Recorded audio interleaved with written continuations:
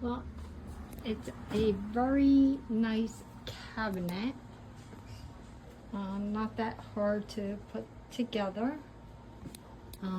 I plugged it in though, and I have no power.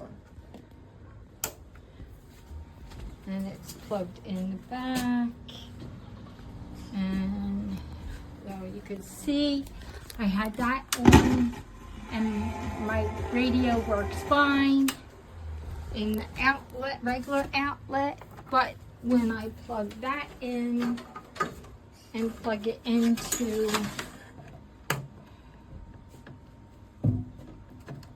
this, there is no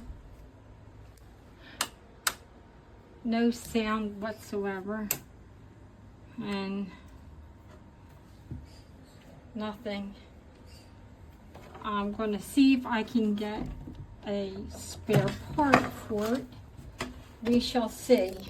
I like the cabinet overall, but I also bought it so I could have power for my grandson because he gets homeschooled and I need an extra charging port and all. So yeah, nice cabinet, easy to put together, but no power with the electrical part.